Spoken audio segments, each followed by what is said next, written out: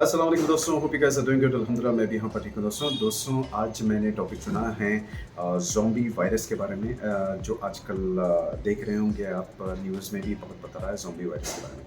तो मुझे ये टॉपिक पर बात करनी चाहिए, मैंने ऐसा सोचा और इंशाल्लाह मैं थोड़ा सा प्रिपेयर भी कर आया हूँ। और मैं आपको बताता हूँ दोस्तों कि आखिर ज़ॉम्बी वायरस चीज़ क्या है और कुछ चीज़ें हम जानेंगे। छोटा सा मैं वीडियो बनाऊँगा, इसमें देखिएगा ज़रूर। देखिए दोस्तों, कुदरत ने हमको बहुत सारे नेमतों से नवाजा है, which means favours by Lord Almighty. कुदरत की तरफ से, अल्लाह ताला की तरफ से हमको बहुत ज़्यादा फेवर्स मिले हैं, जिसकी वजह से हम इस ज़मीन पर रह रहे हैं दोस्तों। यानी कि ज़मीन पर जितनी भी चीज़ें हैं, these are all favours of God, okay, favours of almighty Allah सुब्हानहू व तआला। ठीक है, मैं आपको ये बता रहा हूँ दोस्तों कि जैसे सबसे बड़ी नेमत है, पहाड़ भी होते हैं।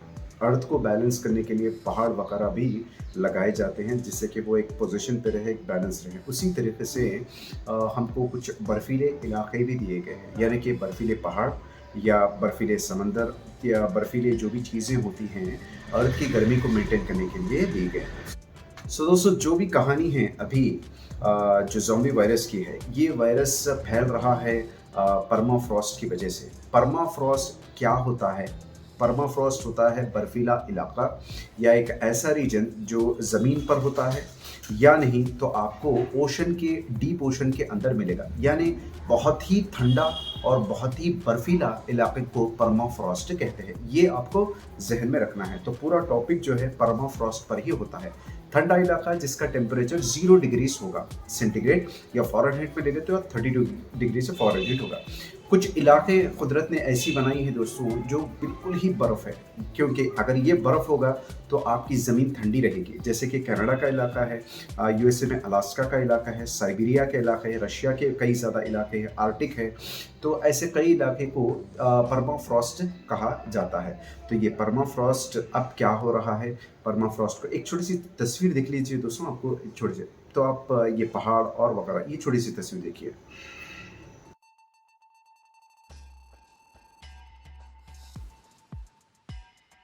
ग्लोबल वार्मिंग के बारे में तो आपने सुना ही होगा। हमारा जो अर्थ का सरफेस हो रहा है वो बहुत ज़्यादा गर्म हो जा रहा है। इसका मेन रीज़न है जो इंडस्ट्री स्मोक्स है या फॉसिल फ्यूल का ज़्यादा इस्तेमाल हो जाना, इस वजह से ये प्रॉब्लम्स हो रही है।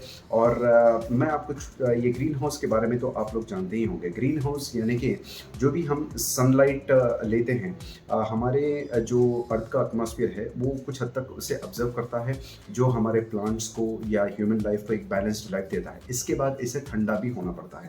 ठंडा होने के लिए फिर ये हीट को रिलीज करते हैं एटमॉस्फेयर में। जब भी ये हीट को रिलीज करते हैं एटमॉस्फेयर में, ये गैसेस से ट्रैप हो जा रहे हैं लाइक एटमॉस्फेयर में, लाइक कार्बन डाइऑक्साइड, मीथेन या वाटर वेपर। ऐसे कुछ गैसेस होते हैं जो हीट को पूरी तरीके से रिलीज नहीं होने देते। जब ये हीट पूरी तरीके से रिलीज नहीं होती है, तब आपका जो अर्थ होगा वो बहुत ज़्यादा गर्म हो जाएगा दोस्तों। यानी कि अर्थ को एक बैलेंस्ड लाइफ में जीना पड़ता है। बिकॉज ऑफ दीज गैसेस जो ट्रैप हो जा रहे हैं एटमॉस्फेयर में, अर्थ एक बैलेंस्ड लाइफ में नहीं जी पा रहा है। यही रीज़न है, यही ग्लोबल वार्मिंग या ग्रीन हाउस इफेक्ट है। इस वजह से क्या हो रहा है, आपको ये पहाड़, जो बर्फीले पहाड़ है, वो पिघलना स्टार्ट हो रहे हैं दोस्तों।